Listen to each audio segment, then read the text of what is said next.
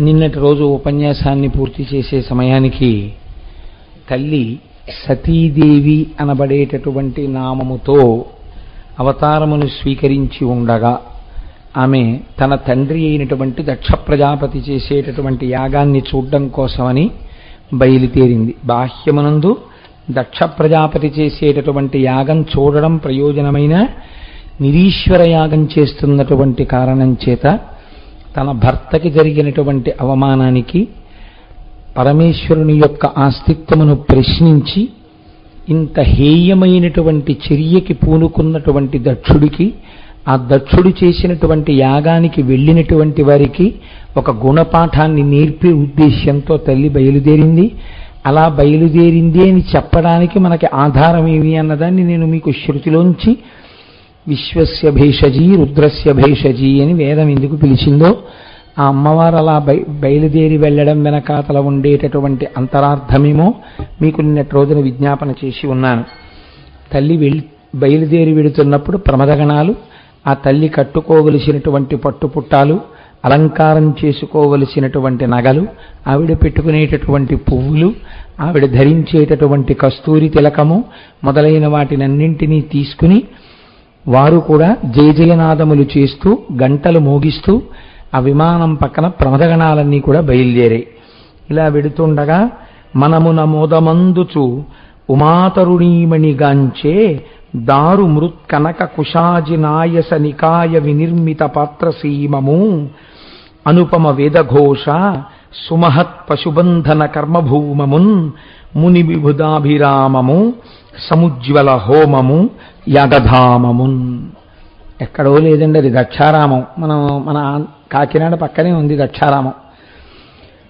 ఆ తల్లి విమానంలో వెడుతూ కింద ఉన్నటువంటి దక్షారామాన్ని చూసింది.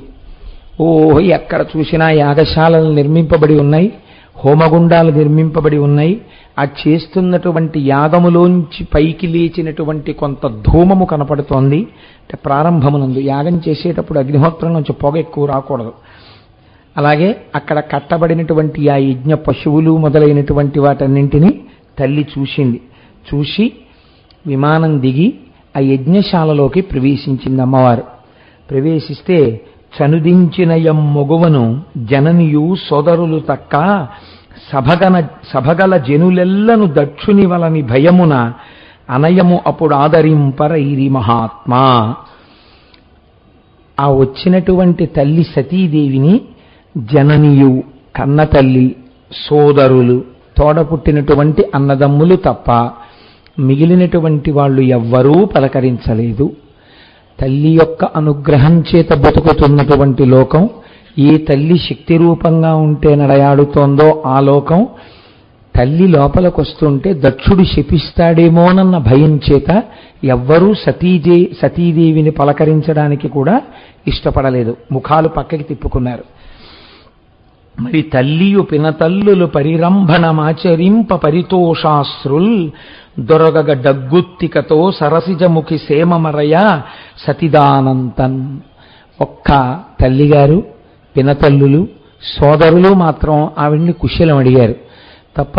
మీరు చూడండి, జీవితంలో అన్నింటికన్నా చాలా బాధాకరమైనటువంటి విషయం ఏంటంటే 10 మందిలోకి వెళ్ళినప్పుడు చాలా దోషభూయిష్టమైనటువంటి నడువడి ఉన్నటువంటి వాళ్ళని చూసినట్టుగా చూస్తూ తన ఎందటువంటి నడువడి లేకపోయినా ఎవ్వరూ పలకరించలేదనుకోండి, వెళ్ళిన వాళ్ళకి ఇంకంతకన్నా అవమానం వేరొకటి ఉండదు. కాబట్టి ఇప్పుడు తల్లి చాలా అవమానాన్ని పొందింది. తన తల్లి, తన పినతల్లులు, తన సోదరులు పలకరించడం పెద్ద విశేషం కాదు. కానీ సభలో ఇంతమంది ఉన్నారు, ఋషులు ఉన్నారు, ఆవిడ జగదంబ. ఆ తల్లి కేనోపనిషత్తులో స్వయంగా ఇంద్రుడికి బోధ చేసింది గురుస్వరూపం. ఏంటి, దేవి భాగవతంలో ఒక మాట అంటారు, తల్లి నువ్వు లేకుండా అసలు యజ్ఞం ఎక్కడుందమ్మా అని అడిగారు. అటువంటి తల్లి ఇవాళ యజ్ఞానికి బయలుదేరి వస్తే పలకరించేటటువంటి వాడు కరువైపోయాడు. ఎవ్వరూ ఆవిడ్ని పలకరించలేదు. దానితో ఆవిడ కన్నుల వెంట బాష్పధారలు కారి చాలా అవమానమును పొందినదై తండ్రి వంక చూసింది. తండ్రి అసలు ఈవిడిని చూసి జుగుప్సతో చూడరాని వ్యక్తిని చూసినట్టు అసలు పిలవని దానివి నువ్వెందుకు వచ్చావు ఈ సభలో కన్నట్టు చాలా జుగుప్సతో కూడినటువంటి భావంతో దక్షుడు ఆ సతీదేవి వంక చూశాడు. తల్లి ఆగ్రహం చెందింది. అసలు ఆవిడ ఇంకా లోపలికి వెళ్ళలేదు, ఎవరిని పలకరించలేదు. ఆవిడ వెంటనే అక్కడ నిలబడి ఒక మాట అంది. ఏమయ్యా, నీకు పెద్దల్లుడు, లోకమంతటికి పూజనీయుడు, మహానుభావుడు, పరమేశ్వరుడు, మహాత్యాగి, ఒకరికి ఉపకారం చెయ్యడం తప్ప ఒకరి దగ్గర ఏదీ తెచ్చుకోవాలనేటటువంటి కోరిక లేనటువంటి వాడు. కొందరు ఉత్తములైనటువంటి వారు ఎదురువారిలో ఉన్నటువంటి దుర్గుణములను కూడా గుణములుగా చూస్తారు, మధ్యములైనటువంటి వాళ్ళు సుగుణములను చూస్తారు, హీనైన వాళ్ళు సుగుణములను దుర్గుణములుగా చూస్తారు. ఇన్ని గుణములు కలిగినటువంటి పరమాత్మ, పరమేశ్వరుడు, చంద్రశేఖరుడు, లోకోపకారము తప్ప వేరొకటి తెలియనివాడు, జగత్తుకి తండ్రి, అటువంటి వాడి పట్ల నువ్వు ఇంత నిరాదరణతో ప్రవర్తించి ఆయనని ఆహ్వానించకుండా కేవలము యాగమునకు ఆహ్వానించడము నీవు మరిచిపోయావేమో అందామంటే ఆ యాగము యొక్క పేరే నిరీశ్వర యాగమని, నేను శివుడికి హవిస్సివ్వనని, ఇవ్వకపోతే ఏమి చెయ్యగలడని, మీరందరూ రండి ఆయన్ని వెలేస్తున్నానన్నట్టుగా నువ్వు ప్రవర్తించవే, నీ పాపం ఊరికే అనుకుంటున్నావా?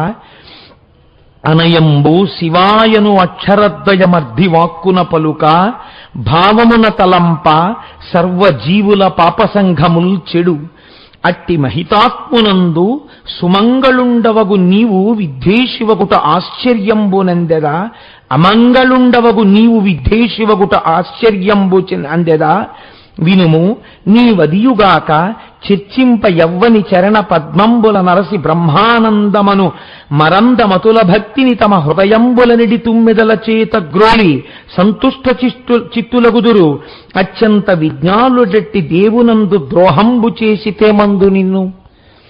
ఏమయ్యా దక్ష, శివ ఈ రెండక్షరాలకి ఒత్తులు లేవు, పక్కన కనీసం సున్న లేదు, అరసున్న లేదు. శివ అన్న నామాన్ని పైకి పలికినా, ఒకవేళ పైకి పలకలేకపోతే లోపల శివ అని అనుకున్నంత మాత్రం చేత భావమున తలంప, లోపల తలుచుకుంటే చాలు, సర్వజీవుల పాప సంఘముల్ చెడు, సమస్త జీవుల యొక్క పాపములు పోతాయే. ఆయన పేరే అంత గొప్పదే. అటువంటి వాణ్ణి, అట్టి మహితాత్మునందు అమంగళుండవగు నీవు విద్వేషివగుటకాశ్చర్యంబునందెదా.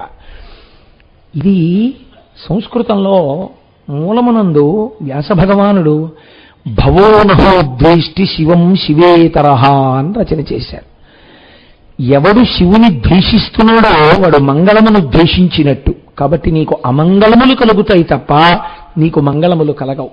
శివద్వేషికి మంగళం రమ్మంటే ఎక్కడి నుంచి వస్తుందయా అని సంస్కృతంలో వ్యాసుల వారంటే మహానుభావుడు అంటారు. ఆంధ్రీకరణ చేసినప్పుడు అమంగళుండవు నీవు అమంగళుడివి, మంగళం అక్కర్లేదన్నవాడు అమంగళుడే.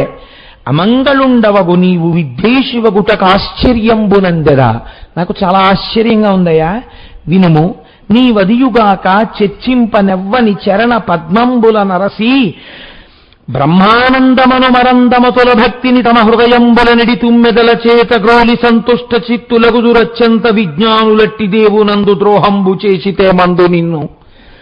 ఏ పరమేశ్వరుడి యొక్క పాద పద్మముల మీద భృంగములై తుమ్మెదలై వ్రాలి భక్తితో ఆ పాదములలో ఉండేటటువంటి మకరందమును త్రాగి మత్తెక్కి సమాధి స్థితులలో చేరి తమ జీవిత ప్రయోజనమును సాధించుకున్నటువంటి మహానుభావులు ఉన్నారో అటువంటి వారికి ధ్యానమునందు ఆలయాలమైనటువంటి పరమశివుడి యొక్క పాదములు, ఆ శివుని యొక్క స్వరూపము నీకు ద్వేషభావమునకు ఆలమాలమైందంటే నీకు పతనము తప్ప ఏముంటుందని అనుకోవాలి నేను. అతుల భక్తిని తమ హృదయంబులండి తుమ్మెదల చేత గ్రోయి, తుమ్మెదలనేటటువంటి తమ హృదయముల చేత భక్తులు గ్రోతున్నారు ఆయన పాదములలో ఉండే మకరందాన్ని. మరియును అమ్మహితాత్ముని చరణ సరోజాత యుగము సకల జగంబుల్ నెరిగొలవగోరు కోర్కులు తరమిడి వర్షించు అతని తగునే తెగడం. ఎటువంటి కోర్కె ఉన్నవాడైనా ఆ పరమశివుడి యొక్క పాదములను స్మరించి నమస్కరించినంత మాత్రం చేత కోరిక తీరుతాయే. కోరికలు తీర్చేవాడు నాకు రావడానికి వీల్లేదంటే యజ్ఞం చెయ్యాలన్న ఈ కోరిక ఎలా తీరుతుందనుకుంటున్నావురా నీకు? ఎవడు వస్తే కోరికలు తీరుతాయో వాడు రావద్దన్నావు. అది నిరీశ్వరయాగమేవా కావచ్చు. కాబట్టి ఆ కోరిక కూడా నీకు తీరడానికి వీల్లేదు. కాబట్టి ఇప్పుడు భంగపాటు మరింత పెరుగుతోంది, నువ్వు మరింత పాపాన్ని చేసిన వాడవయ్యావు. ఏమి నీ ఆరోపణ నా భర్త ఉందో, ఆయన వేసుకునేటటువంటి అలంకారాలు కదా నువ్వు మాట్లాడుతున్నావు. ఎవరిని పిలిచావు నువ్వు ఈ యాగానికి? చతుర్ముఖ బ్రహ్మగారిని పిలిచావు. ఎవరిని పిలిచావు నువ్వు ఈ యాగానికి? శ్రీ మహావిష్ణువుని పిలిచావు. త్రిమూర్తులలో ఒకడు పరమశివుడు. త్రిమూర్తులలో ఒకడైన పరమశివుడు నీకు పనికి రాలేదు. బ్రహ్మగారిని విష్ణువుని పిలిచావు నువ్వు. పరగచితాస్తి భస్మ నృకపాల జటాధరుడున్ పరేత భూచరుడు పిశాచయుక్తుడని శర్వు నమంగళగా తలంపరెవ్వరు ఒక్క నీవు తప్ప. మరి వక్పతి ముఖ్యులు మహాత్ము సచ్చరణ సరోజరేణులు సమ్మతి దాల్తురు మస్తకంబులం. ఏమయ్యా, ఆయన ఏదో బూడిద రాసుకుంటాడో ఒంటికి, ఏనుగు చర్మం కట్టుకుంటాడో, జడలు ధరిస్తాడో, శ్మశానంలో ఉంటాడో, ఆయన చుట్టూ పిశాచాలు తిరుగుతున్నాయి, ఆయన మీద ఆరోపణలు చేశావే. శివతత్వం నీకేమైనా తెలుసా? ఎందుకలా ఉంటాడో నువ్వు ఎరిగావా? నిన్నటి రోజున మీకు చెప్పాను కదా ప్రతి విషయానికి. అంత పరమ పవిత్రమైనటువంటి శంకరుణ్ణి పట్టుకుని అనరాని మాటలు అన్నావే. ఆ మహాత్ముని యొక్క చరణముల సరోజముల నుంచి రాలేటటువంటి ధూళిని పట్టి చతుర్ముఖ బ్రహ్మగారు తన 4 తలకాయల మీద జల్లుకుంటున్నాడే. ఏం మరి ఆయన చరా ధూళిని తన పాదముల మీద తల్లుకునేటటువంటి చతుర్ముఖ బ్రహ్మగారు ఆహ్వానమునకు యోగ్యుడైతే నా భర్త శంకరుడు ఎందుకు యోగ్యుడు కాలేదు? నీ పక్షపాత బుద్ధి, నీ దుర్బుద్ధి బయట పెడుతోంది. దీనికి ఒక్కటే చెయ్యమని శాస్త్రం చెప్తోంది. నెలకొని ధర్మపాలన వినిర్ముల భర్గు తిరస్కరించు ఒక్కలుని జిహ్మ కోయదము. ఎవడు పరమశివుని నిరాధారంగా ఇలా నిష్కారణంగా పక్షపాత బుద్ధితో దూషిస్తున్నాడో వాడి నాలుక కోసేయాలి. అలా నాలుక కొయ్యలేకపోతే వాడే అక్కడ వెంటనే కర్ణరంధ్రములను మూసుకొని అక్కడి నుంచి దూరంగా వెళ్ళిపోవాలి. ఆ పాపాన్ని పంచుకోకూడదు. ధర్మశాస్త్రాలు అలా మాట్లాడుతున్నాయి శంకరుడు గురించి. జగత పితరం వందే పార్వతీ పరమేశ్వరవు. జగత్తుకి తండ్రి అయిన శంకరుణ్ణి నువ్వు నింద చేశావు. అటువంటి నింద చేసినటువంటి వాడి కూతురన్న పేరు నాకు ఈ శరీరం ఉన్నంత కాలం ఉంటుంది. నేను ఎక్కడ కనపడినా నన్ను దాక్షాయణి అంటారు, దక్షుడి కూతురు అంటారు, సతీదేవి అంటారు. ఆయనకి సతిని కాబట్టి సతీ అని పిలిపించుకోవడం నాకు ఇష్టమే. కానీ నీ సంబంధం గుర్తొచ్చేటట్టుగా నన్ను దాక్షాయణి అని పిలవాలంటే నీ కడుపున పుట్టిన ఈ శరీరంతో ఉంటే నన్ను పిలుస్తారు. కాబట్టి ఇక నాకు ఇష్టం లేదు. నువ్వు అనుభవించాలా బాధ. కాబట్టి జనుడ జ్ఞానమునం భుజించిన జుగుప్సంబైన అన్నంబు సయ్యన వెళ్ళించి పవిత్రుడైన గతి దుష్టాత్ముండవై ఈశ్వరుంఘను నిందించిన నీ తనూభవ అనంగా ఓర్వ. ఈ హేయ భాజామైనట్టి శరీరమున్ విడచి భాస్వచ్ఛుద్ధి ప్రాపించదన్. తెలియక ఏదో కలుషితమైనటువంటి ఆహారాన్ని తినేసిన తరువాత ఏదో పులుసు అనుకుని ఇంట్లో ఉండిన పులుసే కదా అని చెప్పి పులుసు పోసుకుని అన్నం తినేసినటువంటి వ్యక్తి ఆఖరణ మజ్జిగ అన్నం తిన్న తర్వాత పక్కనున్న వాళ్ళకి పులుసు వడ్డిస్తుంటే అందులోంచి చచ్చిన బల్లి పైకొస్తే అయ్యో తినేశాను కదా అని కడుపులో పెట్టుకోడు కదా, నోట్లో వేలి పెట్టైనా తిన్నది కక్కేస్తున్నాడు. బలవంతంగా తన కడుపులోది తాను కక్కినట్టు అది కల్మష భూయిష్టమని తెలిసిన తర్వాత తిన్న అన్నాన్ని తిన్నవాడే కక్కినట్టు. పరమద్రోహివి, పాపివి, శంకర ద్వేషివి, శివనింద చేసిన వాడివి. ఇటువంటి నీ కడుపున పుట్టిన శరీరంతో ఉండడాన్ని ఇంకా నేను అంగీకరించను. కాబట్టి భాస్వచ్ఛుద్ధి ప్రాపించదన్. ఈ శరీరాన్ని అగ్నిహోత్రంలో వదిలిపెట్టేస్తున్నాను అని నీలగణాపరాధీయకు నీకు తనూభవనౌట చాలదా. తన పాపం ఏమిటో చెప్తోంది. ఎందుకు వదిలిపెట్టవలసి వస్తోందో తెలుసా? చాలు కుమర్త్య నీకు తనుజాతనన్మది సిగ్గు పుట్టెడిన్నేల ధరన్ మహాత్ములకు ఎగ్గునరించడి వారి జన్మముల్ కాల్పనే తలంప జనక కుటిలాత్మగా ఎన్ని చూడగన్. ఎరా నీలగణాపరాధీయకు నీకు తనూభవునౌట చాలదా. అయితే నీ పాపమేమిటి అంటావా? మహాపాపం చేసిన వాడికి కూతురుగా ఉన్నాను నేను ఇప్పుడు. శివనేర చేసిన వాడి కూతురుగా నేను ఆయన భార్యగా ఇంకా ఈ శరీరంతో ఉండడానికి ఇష్టపడను. చాలు కుమర్చ్య, ఒక దుర్బుద్ధి కలిగినటువంటి వాడా, నీకు తనుజాతనన్మది సిగ్గు పుట్టెడి. దక్షుడి కూతురు అని ఎవరైనా చెప్తే నేను సిగ్గుతో చచ్చిపోతాను రా. నీలాంటి దురాత్ముడికి కూతురునైనందుకు ధరన్ మహాత్ములకు ఎగ్గునిరించడి వారి జన్మముల్ కాల్సనే. మహాత్ముల పాలిట అపచారం చేద్దామని ప్రయత్నం చేసేటటువంటి దౌర్భాగ్యుల యొక్క జన్మ కాల్సన. ఎందుకు పనికొస్తుంది ఆ జన్మ? తలంప జనక కుటిలాత్మక ఎన్ని చూడగన్. ఆలోచించి చూడగా నీ వంటి వాడికి కుమార్తెగా ఉండాలని నేను అనుకుంటానా? అన్నిటికన్నా నా బాధ ఏమిటో తెలుసా? నా భర్త పరమజ్ఞాని, మహోదారుడు. ఇప్పుడు నువ్వు నన్ను ఇంత అవమానం చేస్తే నేను వెనక్కి వెళ్ళిపోతే ఏం చేస్తాడో తెలుసా? ఏమీ అనడు. అయ్యో ఇంత అవమానం పొందావా అని అడగడు. అలా అడిగితే చెప్పుకునేటప్పుడు నేను బాధపడతానేమో, చెప్పి బాధపడుతున్నప్పుడు నా కంట కన్నీరు కారుతుందేమోనని అడగడు. నన్ను ఓదార్చడానికి తన తొడ మీద కూర్చోపెట్టుకుంటాడు. దా ఇలా కూర్చో అంటాడు. అలా కూర్చోపెట్టుకున్నప్పుడు ఎప్పుడైనా పరిహాసం ఆడవలసి వస్తుంది. పరిహాసం ఆడవలసి వస్తే ఏం చేయాలి? నన్ను పేరు పెట్టి పిలవాలి.